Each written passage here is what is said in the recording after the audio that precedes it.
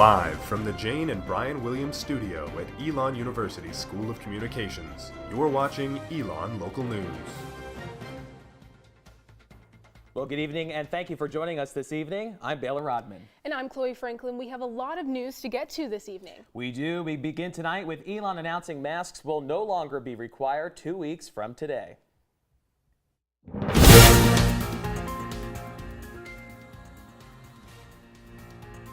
Starting March 14th, while campus is on spring break, Elon University will drop its indoor mask mandate, letting students and faculty make the decision for themselves. After nearly 2 years, Healthy Elon now says it endorses the right of everyone to make their own personal choices about wearing masks. School systems across Alamance and Guilford counties already ended their mask mandates for students and staff last week. In a lengthy email to the university, Healthy Elon Committee Chair Jeff Stein says unvaccinated individuals or those at risk are strongly encouraged to continue wearing masks indoors. Elon professor Catherine King says that she is frustrated with this decision, and if the university does not allow her to require students to wear masks in her classroom, she says they can, quote, fire me if they want to. But the argument there is one that I'm just not at all comfortable with, is that we need to learn to live with the virus. And that was even in the memo that Jeff Stein sent out today. And that to me is wrongheaded. I think that's really putting sort of, well, the majority of people are going to get it and they're going to be okay. So we're just not going to worry about all the people who are not going to be okay, right? Stein says the impact of COVID-19 is vastly different from when the pandemic began. He wrote, quote, "This moment calls on each of us to show respect and empathy as we learn to live with the virus together and as members of our community balance different needs for themselves and their family members."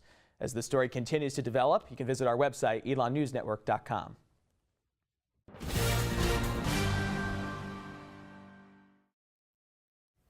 Ukraine is refusing to go down without a fight as the capital city survives a fourth night of Russia's invasion. A 3-mile-long Russian military convoy seen with tanks are headed to Kyiv. The city remains under Ukrainian control at this hour. Over the weekend, Ukrainian President Zelensky announced men between the ages of 18 and 60 are prohibited from leaving the country, saying Ukraine has been left alone to defend itself. Today, Russia began an attack. Have crossed into neighboring nations, some standing in lines for over 12 hours. With no trains, buses, or fuel for cars left in sight, many's only option has been to walk. According to Ukraine's Ministry of Interior, 352 civilians, at least 14 of them children, have died. Over 1,600 have been injured. This as Russian President Vladimir Putin puts nuclear forces on high alert. A Ukrainian delegation met with the Russian officials today for talks on the Belarus border. And in a message to his citizens, Zelensky says they will not put down arms, but defend their country. Our weapon is truth, and our truth is that this is our land, our country, our children, and we will defend all of this. Back at home, President Biden spoke with NATO allies and partners this morning to discuss the latest developments and, according to the White House, to further coordinate a united response. President Biden is scheduled to give his State of the Union address tomorrow night on Capitol Hill, where the continued crisis will certainly be a significant portion of his speech. The Global Education Center is warning students to reconsider all personal travel and to not participate in active protests or rallies. The Spring Abroad programs closest to Ukraine are in Berlin and Prague. There are active protests and rallies in both of those cities.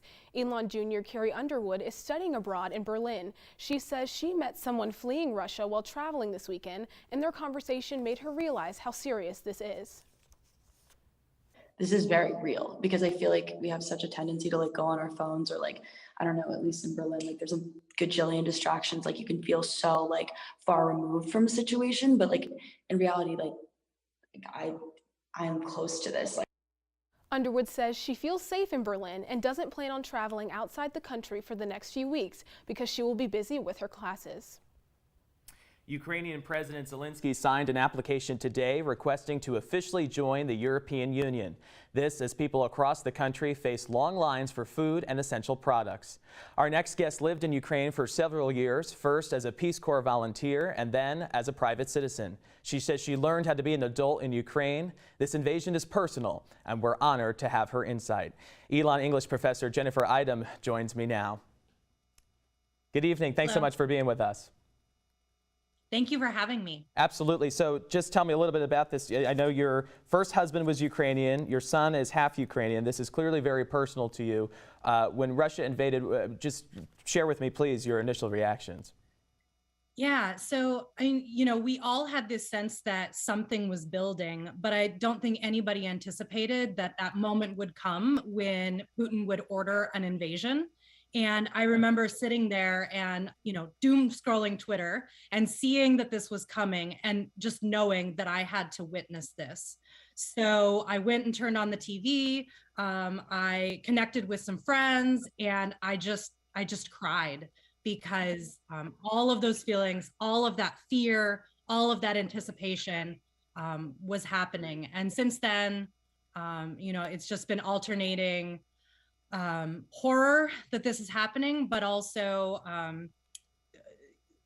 seeing the resilience of the Ukrainian people. But then my breath is knocked out every time I hear from a friend. I just got a message before getting on with you guys that some friends are, hanging out with their newborn in a bomb shelter. Wow.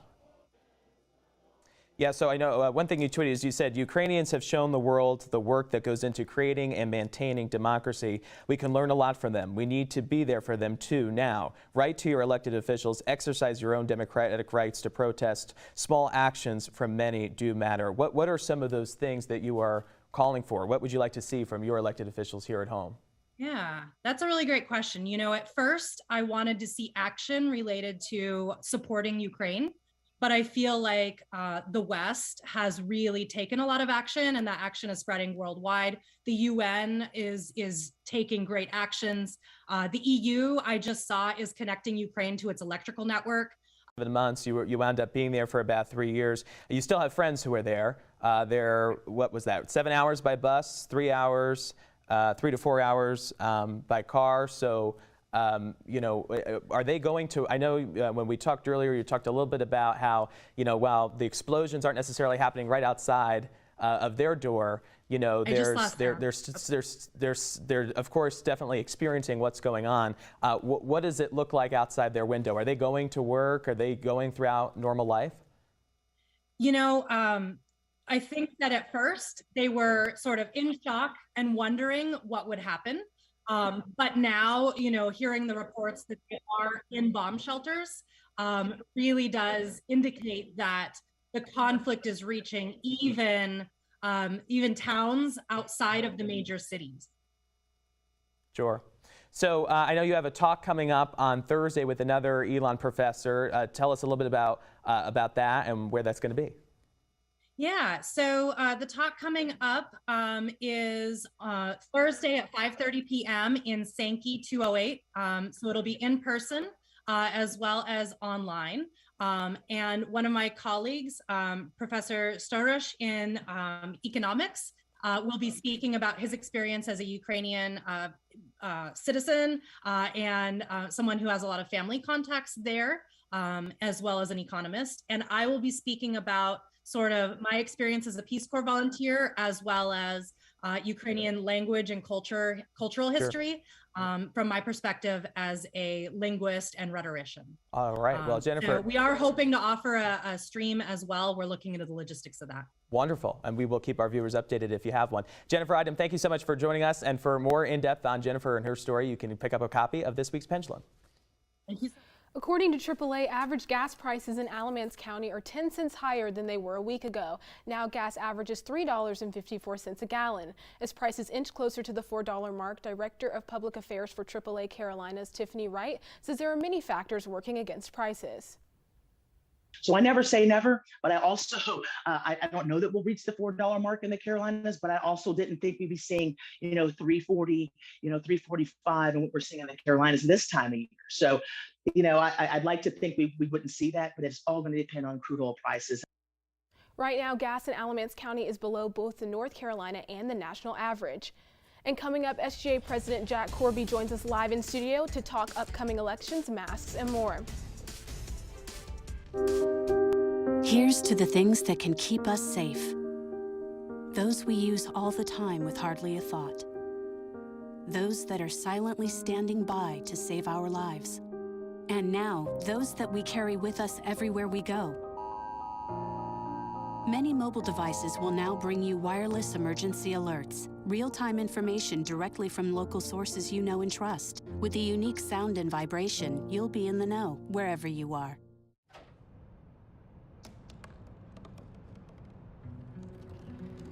They said I couldn't dream. Called me a piece of trash and swore that's all I'd ever be.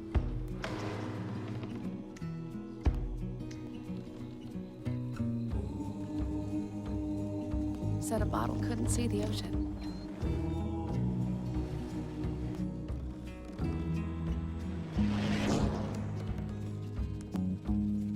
Give up. Go back to the dumpster. But I didn't listen. I made my way.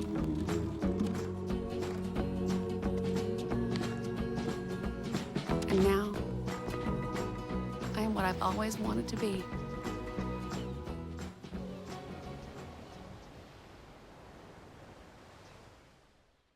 Hamilton was adopted from a rescue in 2008. He really likes to be around people. And as soon as I start to make my breakfast, Hamilton is right there. I get out my mat and I'm doing a downward dog and he's underneath. He's quite the pug about town. He gets invited to a lot of parties. He knows he's a pretty big deal. I mean, look at this little face.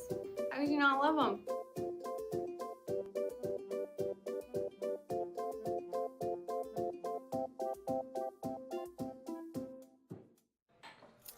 What do you think you're doing, Kevin? Was just gonna drive home. There are several warning signs present that you shouldn't be driving. Like hearing voices? Like your text-to-emoji ratio? Oh man, the selfies.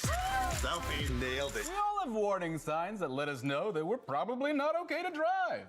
Mine is pretending to be your subconscious. Craig, come on man, let's split a ride home.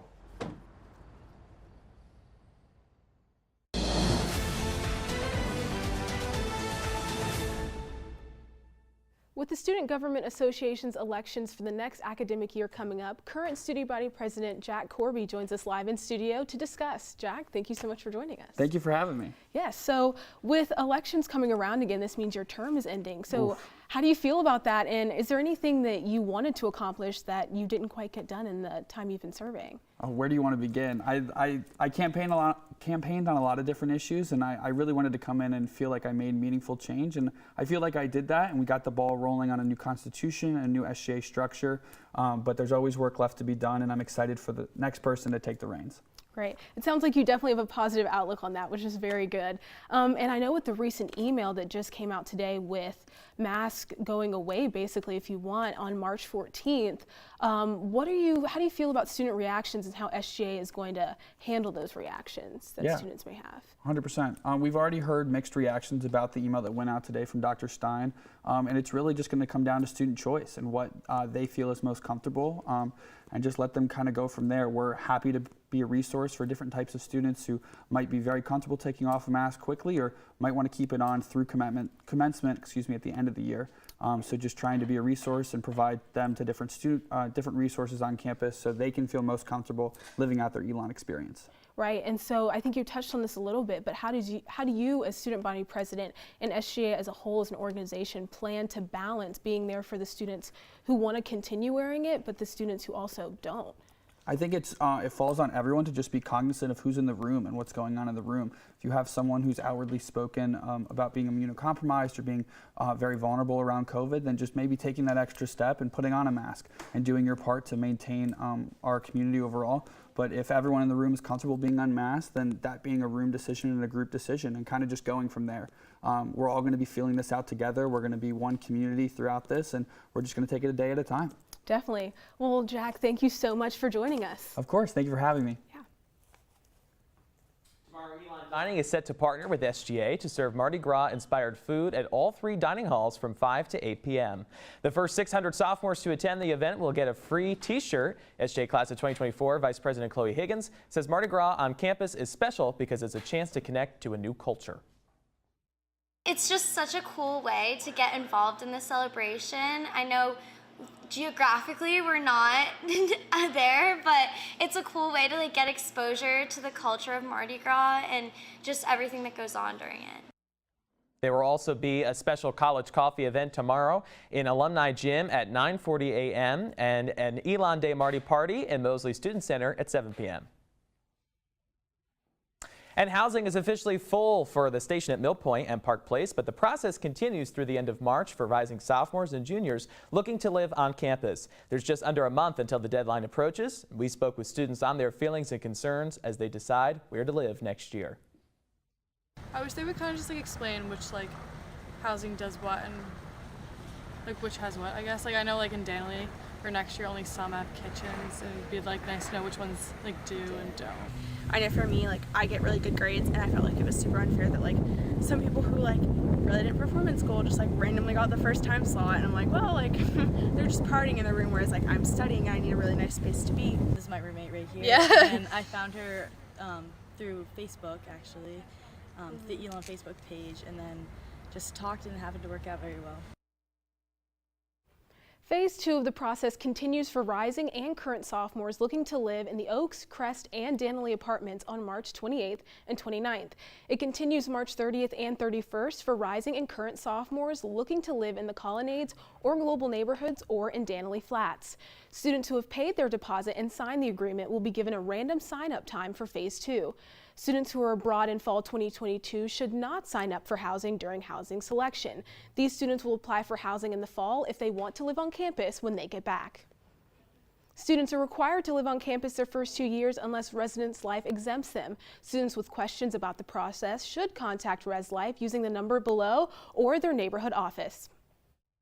And coming up, we'll talk men's basketball as the team prepares for the CAA tournament. Stay with us when Elon Local News returns.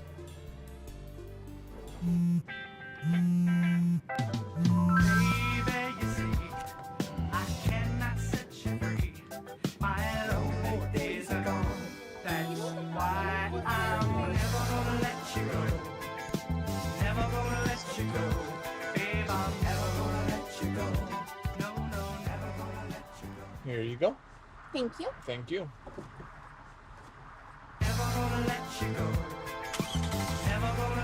Can you help me with this? My new dad teaches me all kinds of stuff. Sure. He helps me with homework. That would be 3.6795. Thanks. Yep. He helps me with my decision making. I wouldn't use this one. Ever. And he's even teaching me how to drive. And that's why cars have bumpers. I'm learning so much. You don't have to be perfect to be a perfect parent. Thousands of kids in foster care will take you just as you are. Pretty good. Yep.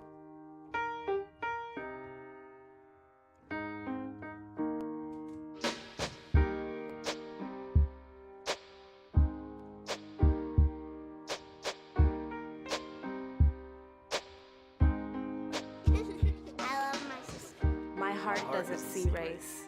Love is love. Hey, you. Yeah, you. Getting that college education, what are you gonna do? Graduate and take some office job? Be like everybody else? Or will you dare do something different? Like, be a teacher. You could be my teacher. You got the skills. The smarts. Yes, you. You could be the teacher I never forget. That'd be cool. Does that corporate job even have recess? What are you gonna make of yourself? What are you gonna make of me?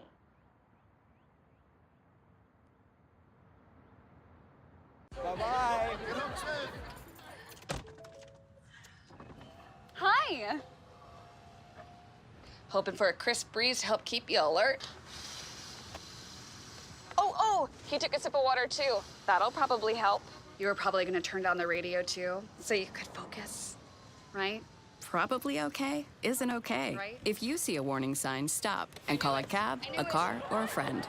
I think the water line is what really drove it home. I blew on him.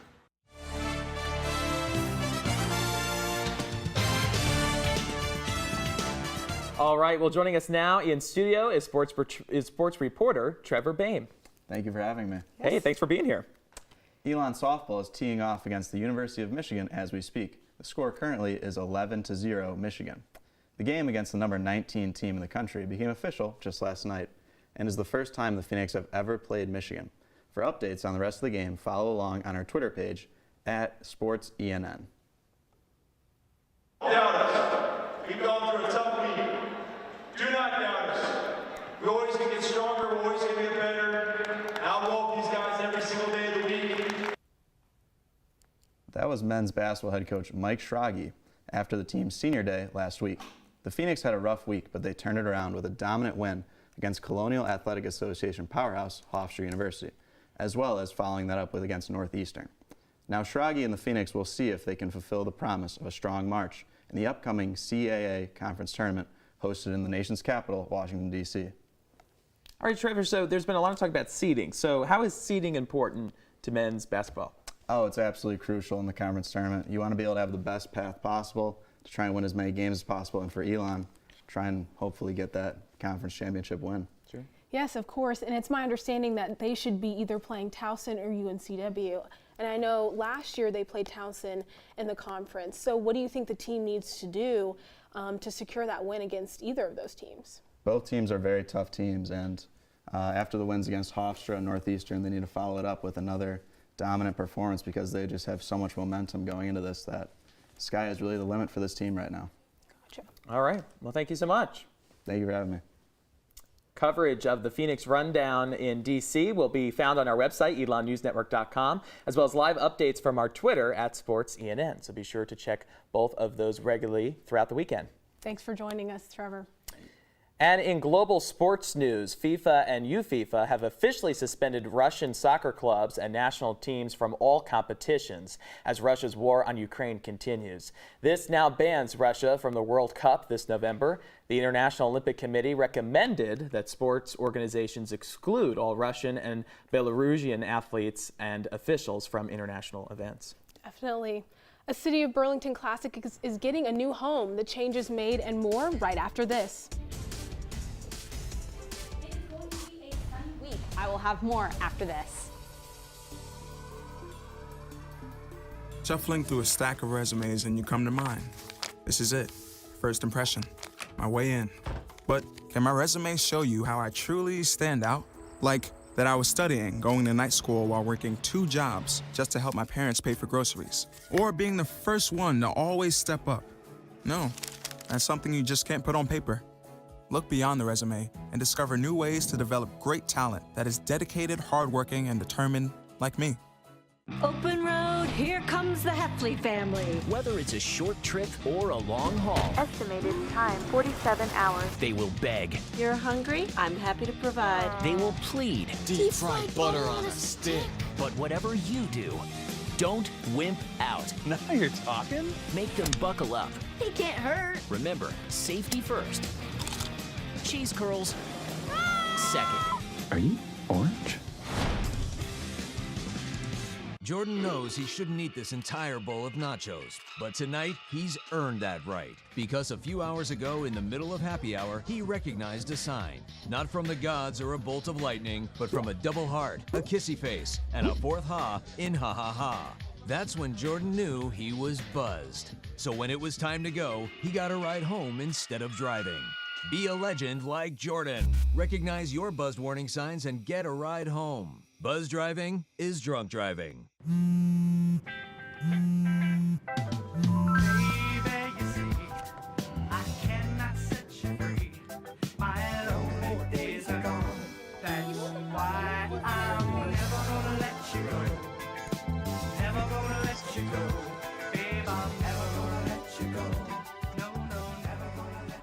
Here you go.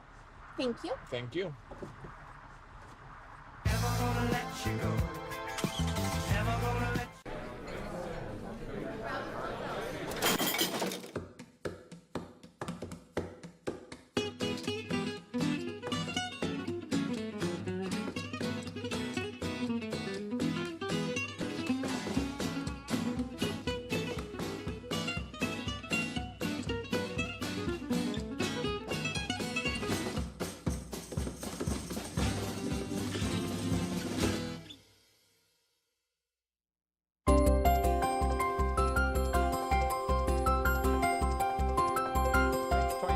After the hour now, and live with a look at the weather ahead is our Margaret Faust, who joins us live in studio. Margaret, how's the rest of the week going to look for us?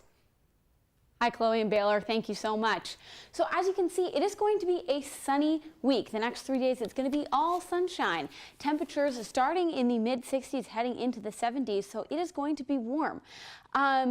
That will create definitely for a nice weekend. Saturday, though, it is going to be cloudy, which is a bit of a bummer, but still a high temperature there at 72, lows in the 43s. So you can expect a nice warm weekend. So I hope you can get out and enjoy the sunshine.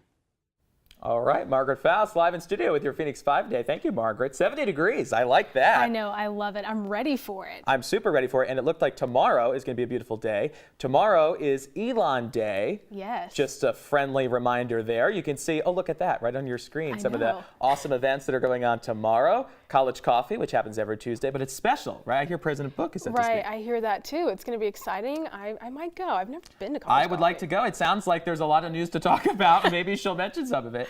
But all the celebrations happen tomorrow around campus, and you can find some of that on our website as well. Well, as graduating seniors prepare to enter the workforce, Director of the Student Professional Development Center, Brooke Buffington, says this year's application process is returning to normal, with industries like finance and accounting hire in the fall, and arts and sciences and communications industries hiring in the spring. Buffington says students should be open-minded about the future, especially as some companies transition back working into office. Students need to show some flexibility and agility and know that their potential organizations and employers still are figuring it out as well. And so being open to being flexible with that is going to be a great way to show that you're an asset to the organization and that you're going to be a good employee for them to work with. Senior Corey Sobel says in his experience, this year's job search is easier than last year's internship search. One thing that COVID actually has helped with is that a lot of people are expanding further in their hiring pool through virtual interviews. Students interested in receiving feedback on resumes or help with applications can visit the SPDC located in downstairs Mosley. After wet weather and supply chain struggles, constructions on the Burlington City Park Carousel House continues. The carousel was originally built in 1910, and this is just the second set of renovations in over 30 years. The new structure cost almost $3 million. Director of Recreation and Parks for the City of Burlington, Tony Laws, says the carousel couldn't be put back in until the building is finished. The pandemic interrupted everything, and so it's a struggle to get supplies and materials, and so you just have to wait till they're available and then they can get here. The new carousel house is being built next to the old one. Law says it will be glass enclosed, well lit at night, and operate all year round. He used to run it in college and is excited to see it return. Law says he has a lot of fond memories and knows what it means to the city. People want to know when it's going to be back. It's a very valuable asset of our city, a city treasure, really.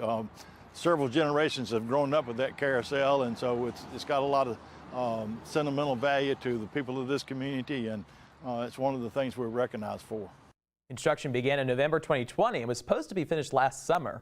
The annual Burlington Carousel Festival was delayed and set to be held this May, which is now scheduled for the third week in September. Well, I want to check it. Well, oh, God, I won't be here in September. What? Yeah, oh, you're graduating. Oh, well, you have to let me know how it is. That just occurred to me that I won't be know. here. It's hitting you. Oh, my gosh. I know. It's Last Elon Day, you won't be here for that. I was going to say I'm so excited to see it open. Right. You'll have to send me photos. I will. So sad. Or you'll have to come back and see it. But it looks great. That's really interesting that he worked on it in college. Right. And now, I mean, full circle, it's been a long project, 30 years. Yeah.